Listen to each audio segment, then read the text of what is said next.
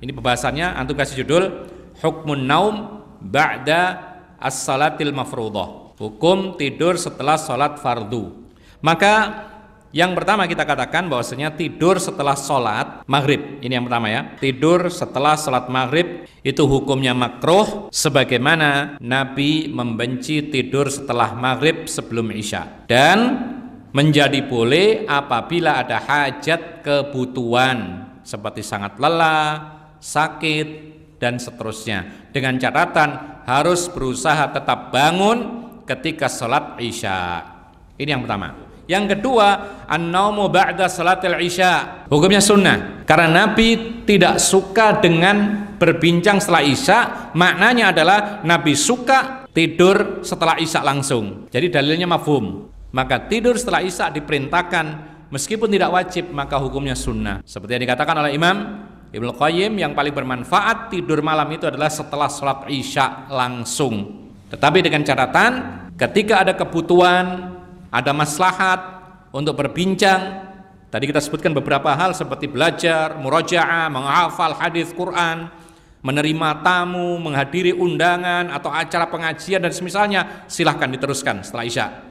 Tapi jangan sampai habis malam itu larut malam. Ya, dan para ulama mengatakan di dalam Islam itu tidak pernah dianjurkan untuk begadang malam sampai habis, kecuali kapan? Kecuali 10 terakhir Ramadan. Kemudian ikhwanna fiddin azakumullah. Lalu yang ketiga, an-naumu ba'da salatil fajri. Apa hukumnya tidur setelah salat subuh?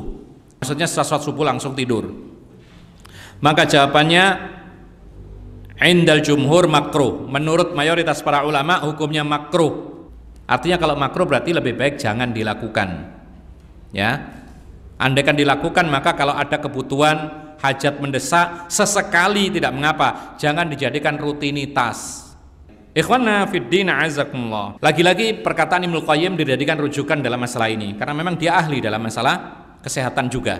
Beliau mengatakan, wa minal makruhi indahum an-naumu ba'da salatil subhi wa tulu'is syamsi fa innahu waqtu ghanimatin. Dalam Madarijus Salikin juz 1 halaman 369, Ibnu Qayyim mengatakan, di antara perkara yang makruh menurut para ulama adalah tidur antara sholat subuh sampai terbit matahari, yaitu setelah sholat subuh langsung sampai waktu terbitnya matahari. Ini waktu jangan sampai tidur.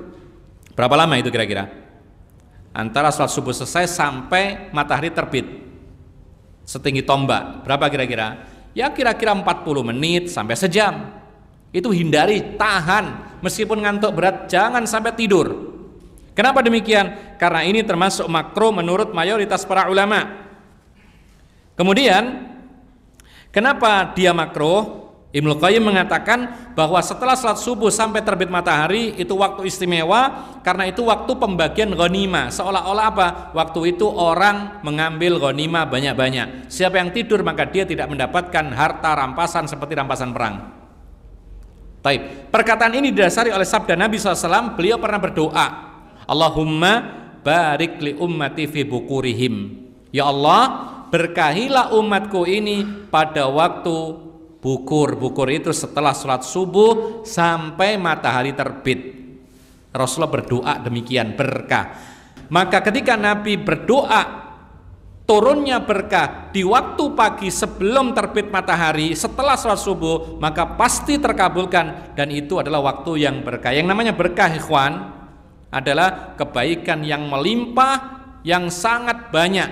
Itu berkah. Ikhwana fiddin azakumullah. Oleh karena itu Nabi Muhammad SAW dan segera para sahabatnya, apa yang dilakukan oleh Nabi setelah sholat subuh? Rasulullah dan para sahabatnya biasa setelah sholat subuh tidak pulang, duduk berzikir sampai matahari terbit setinggi tombak, lalu sholat 2 rakaat baru pulang. Karena itu waktu yang berkah. Jadi kita duduk ini, apa yang kita lakukan menunggu ini? Banyak yang bisa kita lakukan. Kita bisa menghafal Quran, kita bisa menghafal hadis, kita bisa mengulang pelajaran yang telah lewat, kita bisa membaca, kita bisa memahami sebuah perkataan dari perkataan para ulama, membaca, belajar, dan lain sebagainya.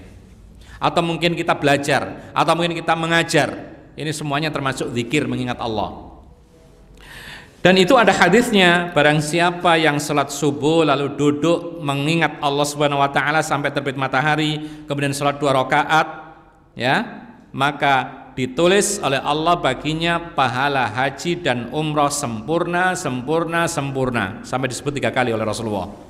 Bahkan sebagian para salaf itu melarang anak-anaknya untuk tidur setelah sholat subuh, seperti yang dilakukan oleh Zubair bin Al-Awwam, atau hadis ini dikatakan oleh Urwah bin Zubair. Beliau mengatakan kana Zubair yanha banihi anit tasabbuhi. Dahulu Zubair bin Al-Awwam itu melarang anak-anaknya tidur pagi setelah sholat subuh. Ini landasan para orang tua, kenapa sih anak-anaknya dilarang untuk tidur setelah sholat subuh? Beliau juga mengatakan waqala Urwatu inni la asma'u anna ar-rajula yatasabbahu fa azhadu fihi. Kemudian Urwah anaknya Zubair ketika dibiasakan tidak tidur, sampai dia mengatakan, sesungguhnya kalau aku mendengar ada seorang yang biasa tidur pagi, maka aku kurang suka kepada dia. Yang keempat, tidur setelah zuhur sunnah menurut sebagian para ulama dengan alasan li'anna nauma ba'da salatil zuhri minal qailulah. Jadi tidur setelah sholat zuhur itu menurut sebagian para ulama termasuk sunnah, karena itu adalah termasuk qailulah yang disunnahkan oleh Nabi Sallallahu Alaihi Wasallam.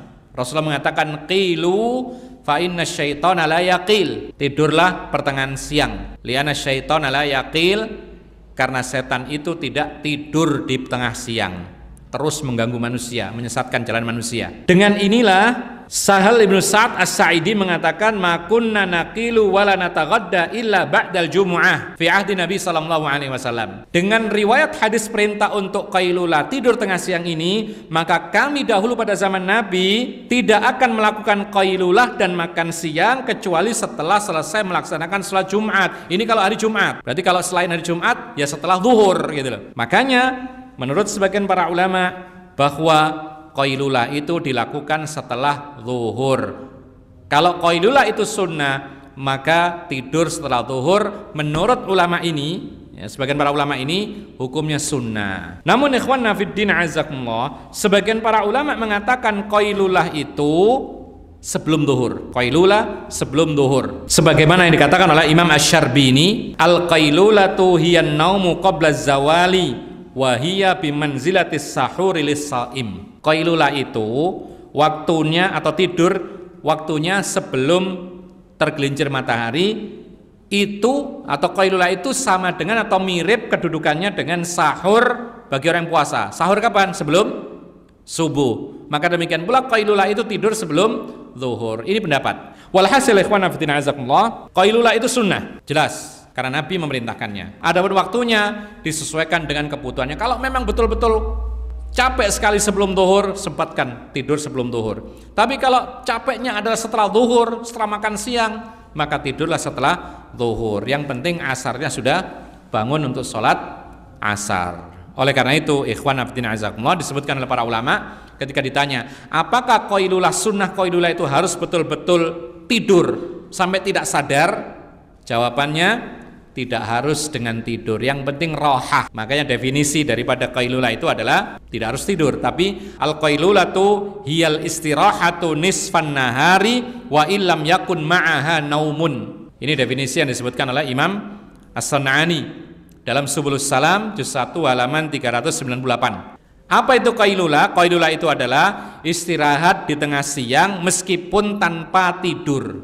Ya, apa bahasa kita leyeh-leyeh? Ya, sebentar istirahat.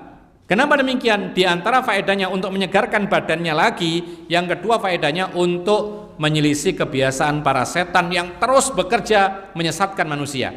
Yang terakhir, tidur setelah sholat asar. Maka ada sebuah hadis, man nama ba'dal asri fakhtalasa aqluhu fala yalumanna illa nafsahu. Siapa yang tidur setelah sholat asar lalu akalnya hilang, maka jangan mencela kecuali dirinya sendiri. Hadis ini ada diriwayatkan oleh Ibnu Majah dan yang lainnya. Namun ternyata hadis ini adalah hadis yang sangat-sangat lemah. Bahkan sebagian para ulama mengklaim hadis ini palsu, seperti yang dikatakan oleh Ibnu Jauzi. Ibnu Jauzi menyematkan hadis ini atau membawakan hadis ini dalam kitabnya Al-Mawdu'at. Ini adalah rangkaian hadis-hadis palsu menurut Ibnu Al-Jauzi. Demikian pula Al-Albani rahimahullah memasukkan hadis ini di dalam silsilah al-ahadits ad-dhaifah karena memang di dalam perawi hadis ini ada Khalid ibn al-Qasim, dikenal sebagai kadzab, tukang dusta. Ditambah lagi ada seorang perawi namanya Ibnu Lahiyah, dihukumi oleh para ulama sebagai muttarib, goncang hafalannya, sehingga tidak cukup kuat dikatakan sebagai hadis yang sahih, maka hadis ini tetap tidak dianggap. Makanya tentang tidur setelah asar kita katakan la yu'maru wa la yunha anhu, tidak diperintah dan tidak dilarang. Berarti apa hukumnya? Ya tidak diperintah, tidak dilarang. Boleh nggak? Ya boleh-boleh saja. Cuman masalahnya adalah kita kembali kepada kaidah asliyah, kaidah awal bahwasanya Allah menjadikan malam istirahat, pagi, siang, sore hidup. Berarti hukum asalnya tidak tidur setelah sholat asar. Andaikan harus tidur karena ada hajat kebutuhan, ingat sebentar lagi waktu maghrib harus bangun.